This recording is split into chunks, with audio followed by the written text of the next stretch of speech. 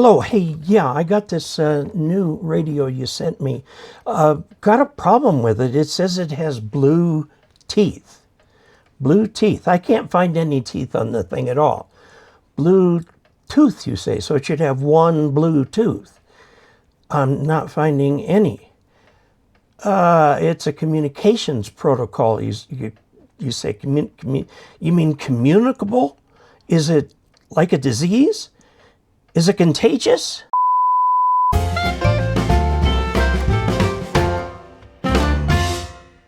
Hello, electronics enthusiasts and ham radio operators the world over.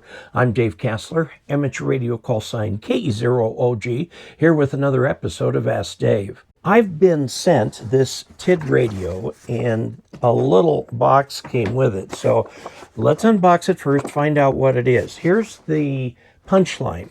It's an FM only radio with lots of bells and whistles having to do with Bluetooth, including a remote.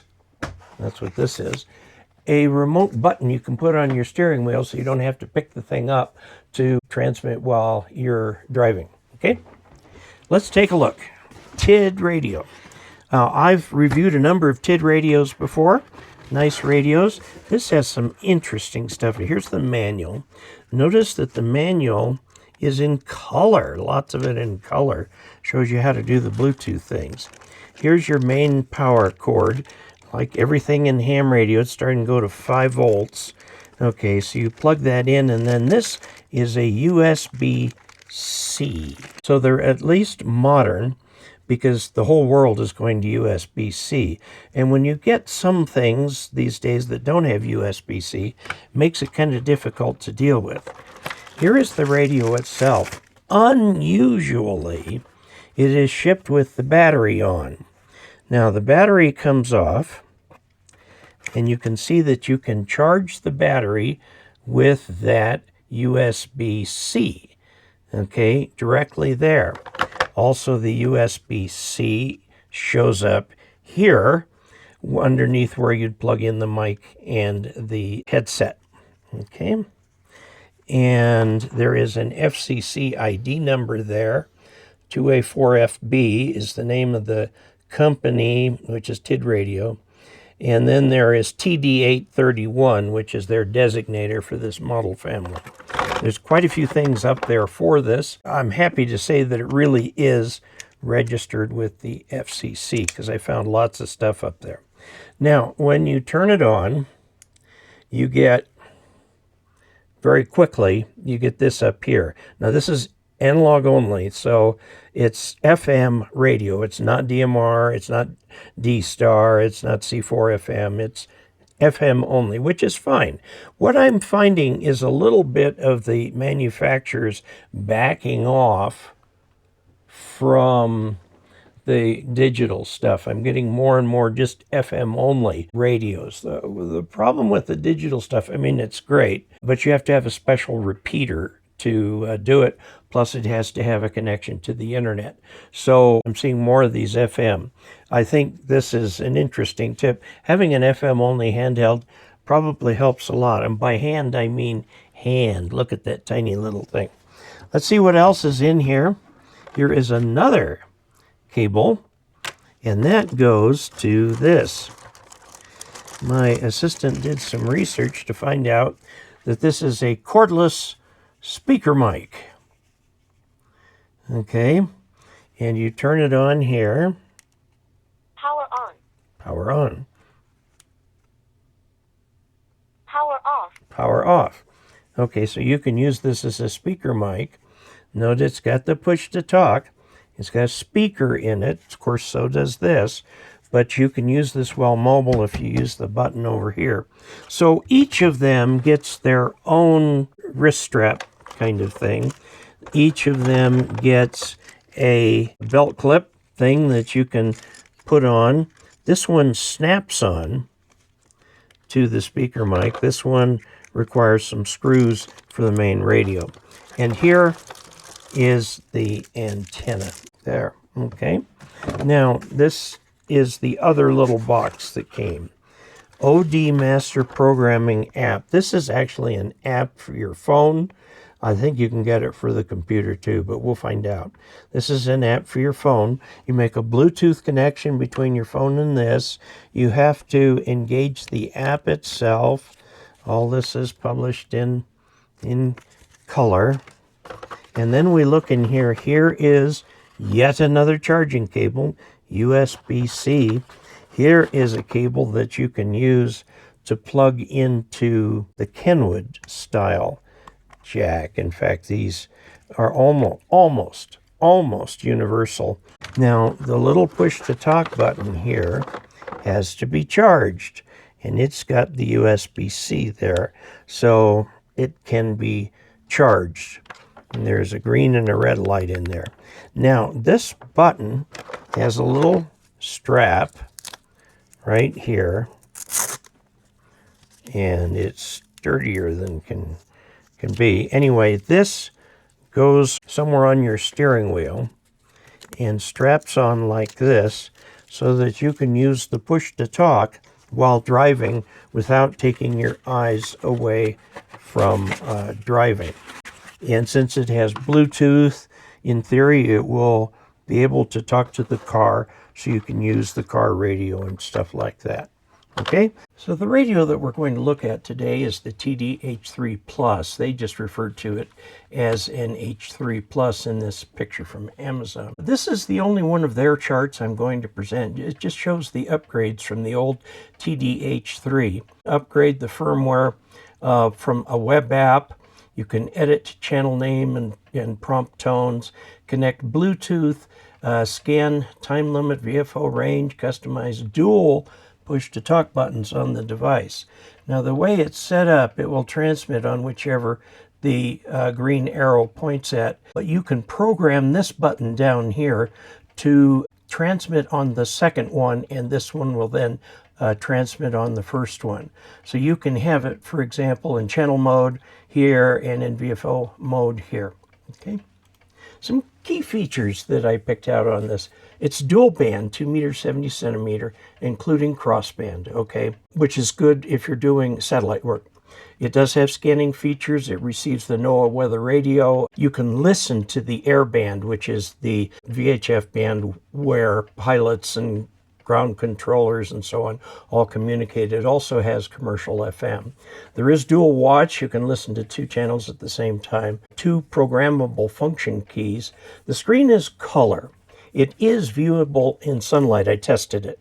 It goes black, however, when the backlight goes off. So all you have to do is fiddle with the volume knob a little bit, and it will bring the screen right back. It has a very nice little LED flashlight in it, and instead of a little spot beam, it's fairly wide, so good for lighting up a tent or something like that if you're doing backpacking or whatever. 199 memories. You've also got memories for weather and memories for FM. It does have a keypad lock. It charges with USB-C. There's no separate charging base. You are given a cable that's USB-A to USB-C. You can charge it with that. Supposedly programmable with the USB-C. However, there is a little jack in it that plugs into the earphone and microphone jack that looks like you can program that that way too. It has a Kenwood style mic and headset jack. It does have Bluetooth. This can be used for a speaker mic, push talk button, and it's programmable via an OD Master app. Now, both channel, which is memory mode, what we would call memory, they call it channel. And there's a frequency mode, which we would call VFO. In the book, it talks about channel and frequency. However, the button on the front says memory and VFO. So what can I say? It claims to do wireless cloning and 1-key frequency match. And the dual push-to-talk button is configurable, as I mentioned earlier. Now, here are some buttons for use during operation. The blue button opens the menu. The up frequency will up frequency if the menu is not open, if you just go up and down frequency. Or if you do it in channel mode, you can go up and down. When you're in the menu mode, you use those up and down keys to go between the 41 menu items. There's also the orange button toggles between frequency and channel modes. It's very nice they've put this out here. This is something the Chinese radio manufacturers have learned that American hams expect is very easy access between the two. Now, there's one button up here, the A/B, that if you use this while you're operating, not in menu mode, but while you're operating, it switches between the A and B VFO, or memory channel, either way. Now, if you're doing menu use, this opens the button, okay? It's also the OK button. Now, up menu, down menu, and then here is the exit button. You'll see a number of times that this, when it says exit, it really just means it goes up a level until it finally gets out of the menu. Of the 41 functions, 10 are available on these short keys. For other menu items, press the blue, choose the first item in the memory settings because it gives you a little sub-memory there. Choose one for radio settings, and then use the up and down keys to find an item and make a selection, and then OK, then exit. Okay? Now, I want to just mention a word about dual tone multi-frequency. We use this fairly frequently. This is the old touch tone system on landline telephones. You used to have the blue keys plus the gray keys. Now, the full DTMF system has A, B, C, and D also. So there's 16 possible combinations here. You have 0 to 9, the star, the hashtag, and A through D.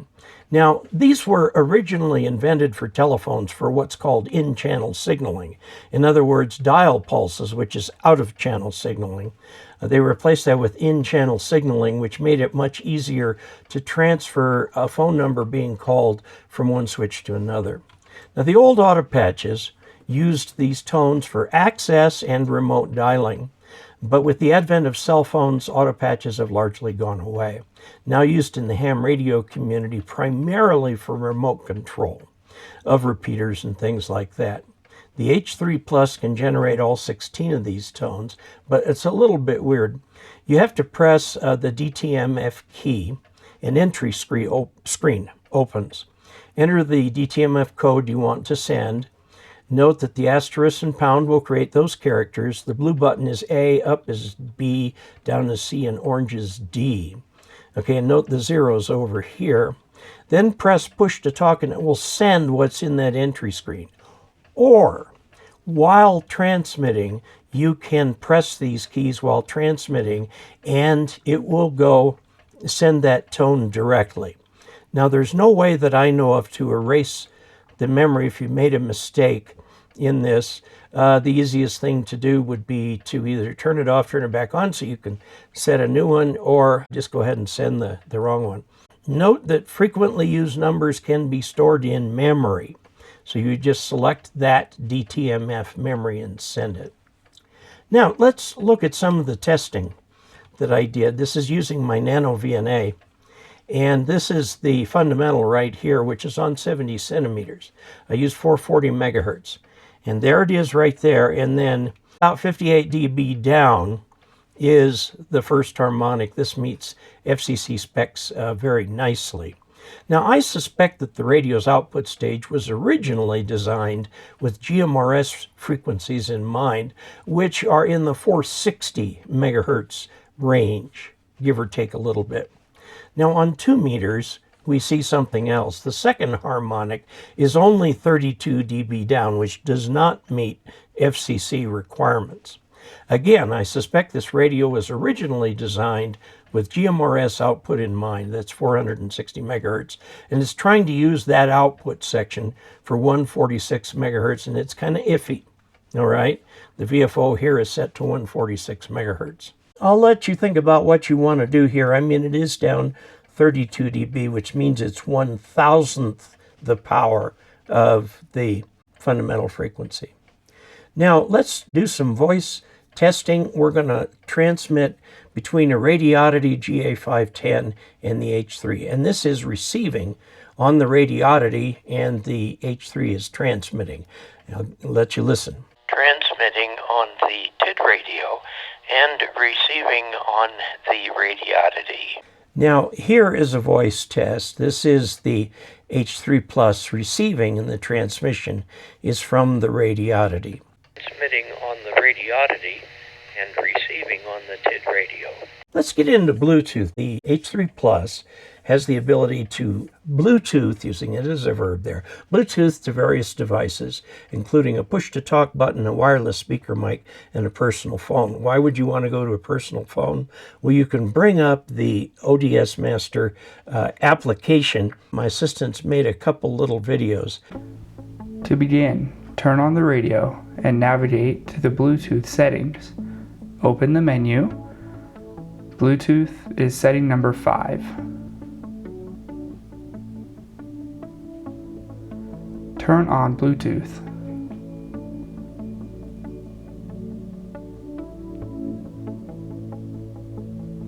Navigate to the pairing setting, number 4.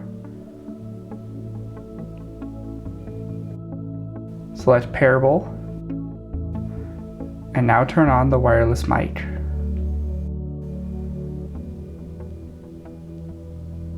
Once recognized, connect to the wireless mic. Exit the menu and use.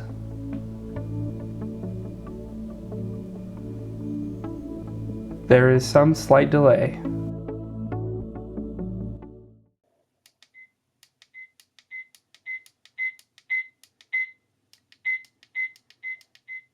Hold down on the push to talk button to activate. Turn on the radio and navigate to the Bluetooth settings, number 5. Make sure Bluetooth is on. Navigate to Bluetooth pairing, setting 4. Select Pairable and wait for connection. Once recognized, connect to the push to talk button. Once connected, exit the settings and use.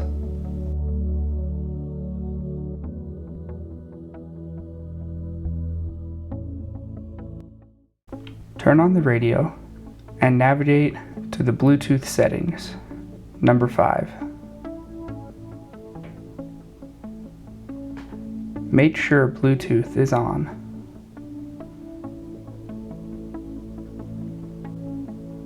Open the OD Master app on your device.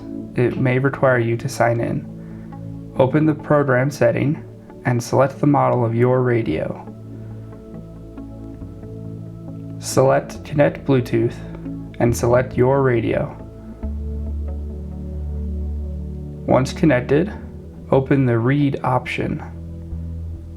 Data from the radio will be transferred to your phone for you to view and/or edit.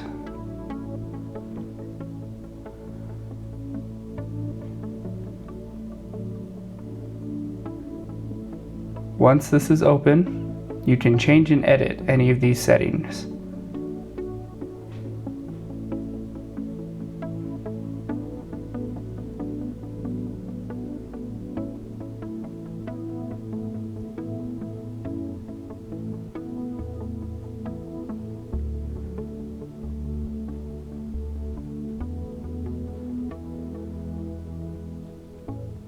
Once you are satisfied with your changes, you can write to the radio your new program.